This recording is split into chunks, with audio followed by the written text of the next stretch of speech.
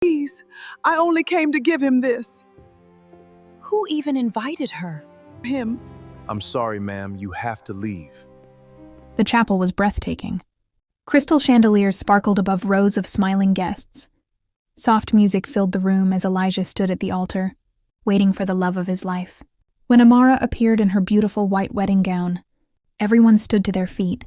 She smiled through happy tears as she slowly walked toward him. Everything seemed perfect, until the chapel doors suddenly opened. An elderly woman stepped inside.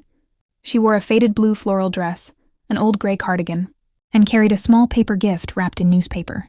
She looked around nervously before quietly making her way toward the back row. Some guests frowned. Others whispered. No one seemed to recognize her. Before she could sit down, 2 security guards walked over.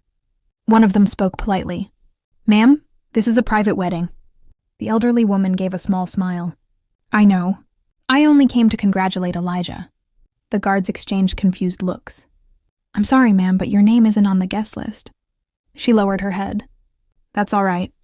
I'll leave after I give him this gift." But before she could finish, one of the bride's relatives stepped forward. "This woman is embarrassing the family. Please escort her outside." The music stopped. The whispers grew louder. Guests turned in their seats to watch. The elderly woman held the small package tightly against her chest. "I'm not here to cause trouble," she said softly. "I just wanted to see the little boy I prayed for." The words barely reached Elijah's ears. His smile disappeared. He looked toward the entrance. His eyes locked onto the elderly woman. His face changed instantly.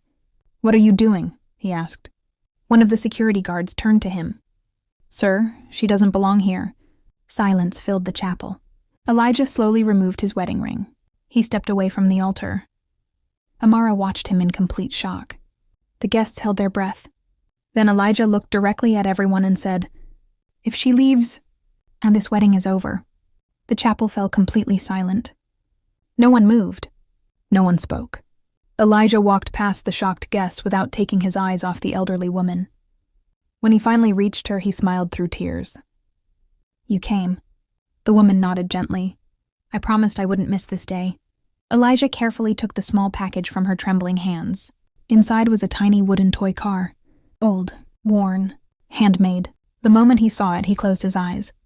"I can't believe you still kept it." "You made it when you were 8, she replied with a smile. "You said one day you'd build real cars." The guests exchanged confused glances. Amara slowly walked closer. "Elijah, who is she?" He looked around the chapel before taking a deep breath. "When I was 8 years old, my father disappeared. My mother became very sick. We had no money. Some nights we went to bed without eating." The room grew quieter with every word. "After my mother passed away, I had nowhere to go. I slept wherever I could. I thought the whole world had forgotten me." He turned toward the elderly woman.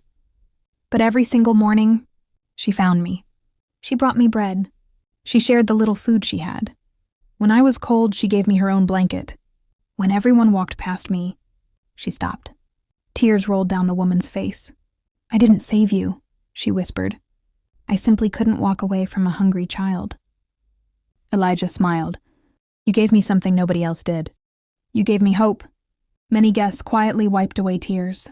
Even the security guards lowered their heads. Then the bride's father stepped forward. "If she means so much to you, why have we never met her?" Elijah's smile slowly faded. He looked at the elderly woman, then back at the guests. "Because there is something about her that none of you know." The chapel fell silent once again, and the elderly woman quietly whispered, "Elijah, you don't have to tell them." He gently took her hand. "Today, the truth deserves to be heard." The elderly woman looked down, her hands trembling. "I never wanted anyone to know," she whispered. "I only wanted to see you happy." Elijah gently squeezed her hand. "They deserve to know." He turned to the guests. "This woman wasn't my mother by blood, but she became my mother by choice." The chapel was silent. After my parents were gone, she worked as a street cleaner. She barely earned enough to feed herself, but somehow, she always found enough to feed me. She paid for my school uniform. She bought my first pair of shoes. When I wanted to quit school, she stayed up all night reminding me that my story wasn't over. He smiled through tears.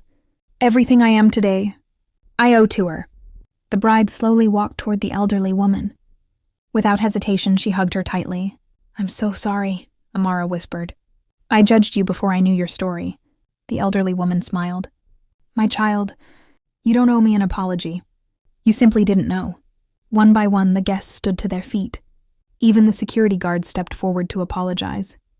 The bride's father lowered his head in shame. I spent my life judging people by what they wore, he said quietly. Today, I've learned that true wealth is found in the heart. Elijah picked up the wedding ring he had placed on the altar. He looked at the elderly woman. Mom, will you do me the greatest honor of my life? Tears filled her eyes. What is it, my son? He placed the ring in her hand. I want the woman who raised me to give this ring back to me, so that when I marry the woman I love, it will be with your blessing. Unable to hold back her tears, she placed the ring in Elijah's hand. Then she rested her hands on Elijah and Amara's heads. May your home always be filled with the love that carried us through our darkest days. The chapel erupted into applause. There wasn't a dry eye in the room. As Elijah slipped the ring onto Amara's finger, he smiled at the woman who had changed his life, because family isn't always the people who give you life. Sometimes, they're the people who refuse to let you give up on it, and those are the ones who deserve a seat in the front row.